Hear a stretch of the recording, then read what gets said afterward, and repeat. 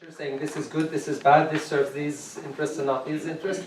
The interest in CA, in basic CA, is seeing how evaluation is a member's concern. How do people convey that this is acceptable, this is not acceptable, this is just and this is unjust.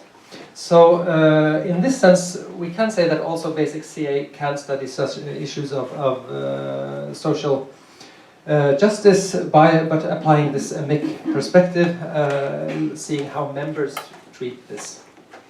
But there is also the applied CA, which to a larger extent describes and evaluates conversational procedures with reference to institutional goals and standards. So here we bring in sort of external standards in order to evaluate what goes on in the conversation.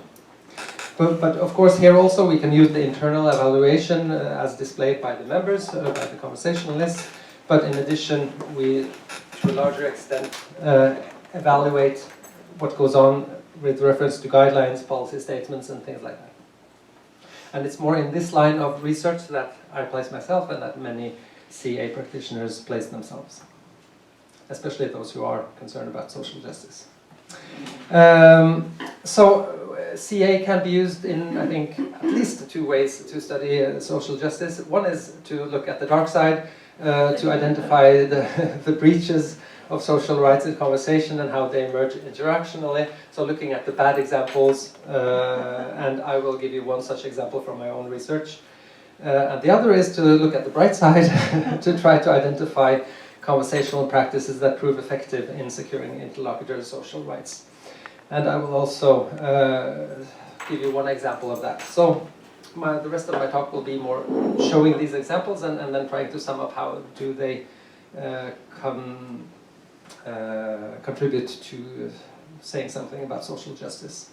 So the first example is on being heard in emergency calls, and it's based on a really big scandal in Norway some years ago where a Turkish woman living in Norway died while the ambulance did not come because the caller who called the emergency service and the operator started quarreling, as it says here in the newspaper, but where there was an increasing hostility emerging in these conversations. And it was not just one telephone call, there were all in all 9 telephone calls back and forth. And somewhere in the middle there, the operator at the emergency center said that these callers are so threatening that we cannot send the ambulance there. We have to get assistance from the police.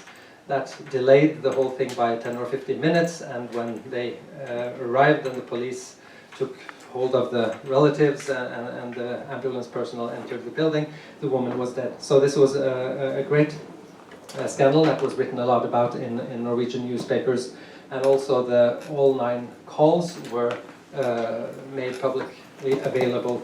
So this analysis that I did here is based on the conversations in these telephone calls. So along the way there, during these 9 telephone calls, towards the end, the caller says things like, "If you haven't sent an ambulance, I will find you and crush your face." And the operator answers, "You know what you're saying is being recorded." And another time, the caller says, "She's dead, she's dead. If she's dead, you're dead too. If she's dead, you're dead too." So strong threats from the caller and from the operator, things like, "Don't you hear how you're behaving? Do you think you get help when you go on like that? Do you think other Norwegians go on like that, as you are doing there?"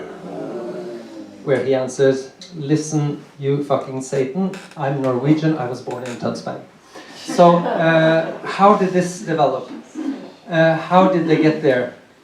Both parties wanted to help this woman, and both parties wanted to get this ambulance there. And somehow they end up here. And how can that happen? Now, perhaps if I was just interested in, I don't know, racism, I could look for racism here, and I could find it. And I could say, "Whoa, I found it." But more interesting, at least to a conversation analysis, is how does it emerge? How do you get there? And doing that, we have to go back to the first call, see how does it start, what are the things that develop into hostility. In CA, we look at evaluation, understanding of a turn by looking at the reaction to that turn, what we call the next turn proof procedure. So we say that the response by the interlocutor displays this person's analysis, display of the hearing, of the understanding, and the acceptance of what the other person has said. So you can see in the response how this person hears, understands, and accepts the prior utterance.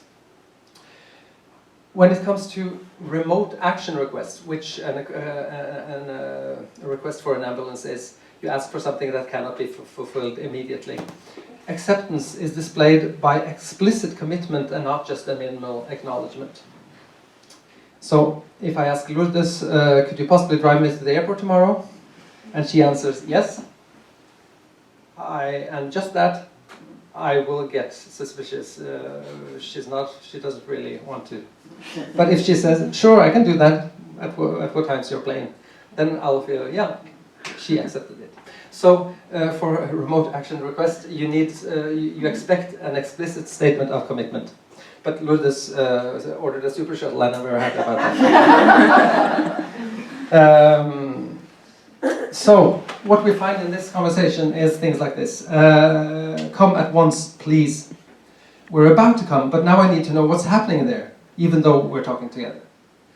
Okay, so a certain frustration with the operator that he isn't sort of getting the information he needs. But at least not an explicit commitment to send an ambulance. She's fainted.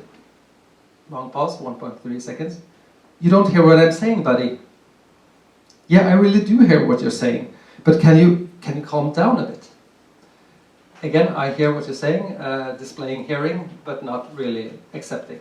And especially, can you calm down is also saying, I hear and understand, but I don't really accept what you're saying and the way you're saying it. And finally, with increasing frustration by the caller, stop nagging, just send a bloody fucking ambulance. It isn't a fucking ambulance, that's not what it's called. So again, I hear you, I don't accept the way you're speaking. So no display of acceptance. And especially the prior one where it's fainted, because unconsciousness is sort of the criterion for sending an ambulance immediately in this service. So what we see here is a certain amount of internal evaluation. We see that the caller's hostility then is generated by a lack of explicit commitment to send an ambulance and the reproaches that the operator gives. But we can also go to an external evaluation of what's happening here, because in the Norwegian Index for Medical Emergency Aid, the instruction in cases of unconsciousness is to push the so-called red button, which dispatches an ambulance at once, and to say something like this. Now you have to start resuscitation, I will help you, an ambulance is on its way. And this was the thing that the person did not say, and that contributed to a great deal to this hostility.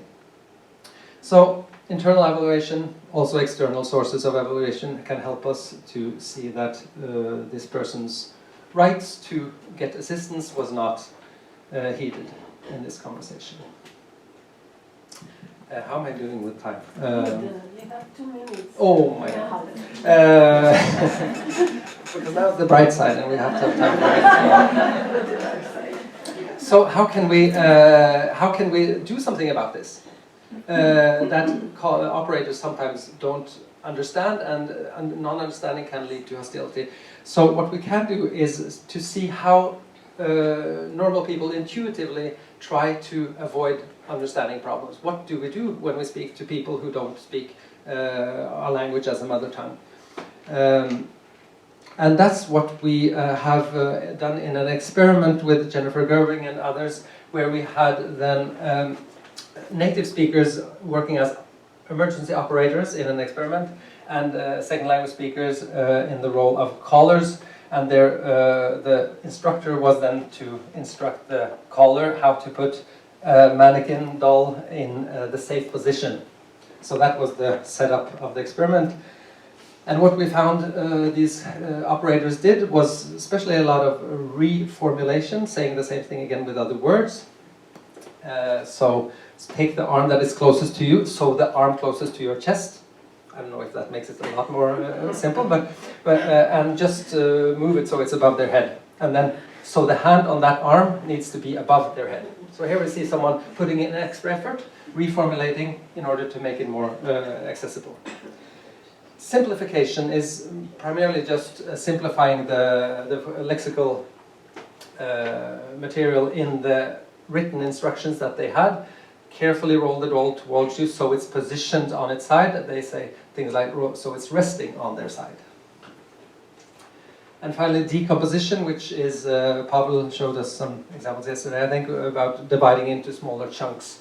So here, okay, so you're going to take the arm that's farthest away from you, the other arm. Pause, so he gives him time to react. And you're going to put it so it's resting on the doll's stomach. So when we, here we see what they are doing in practice. And then we could count these, and we could also note that there, for certain instructions there are more of them. So here you have decomposition, but you also have reformulation, the other arm, and you also have simplification, resting instead of positioned. So you could have 3 or more strategies within one instruction. And then, I'm coming towards the end.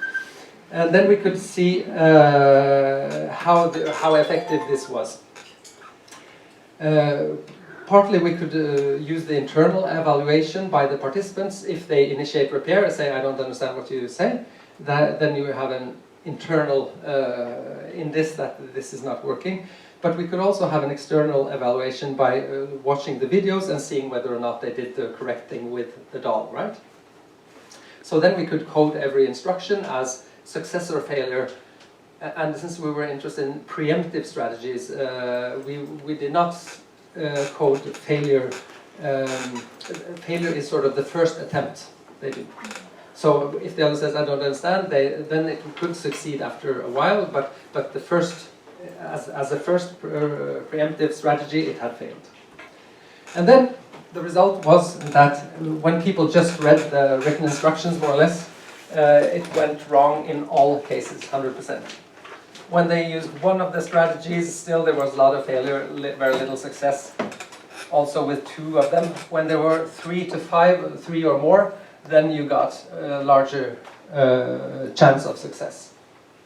So, sort of the conclusion then is that there were fewer instances of understanding problems in instructions that included preemptive strategies than in those that do not. And a greater number of strategies employed leads to fewer understanding problems. So, the implication of this, and now I'm ending, is that that operators should use their intuitive comprehension strategies and for the most part use them more. So, as we see, people have intuitively good strategies that work. They just need to do more of it in general. And for social justice, this can then, even though it's about understanding perhaps and not so much about rights, this is about creating possibilities that do not, so that emergency calls do not in the future lead to those sorts of horrible situations that we saw in the first example. So thanks.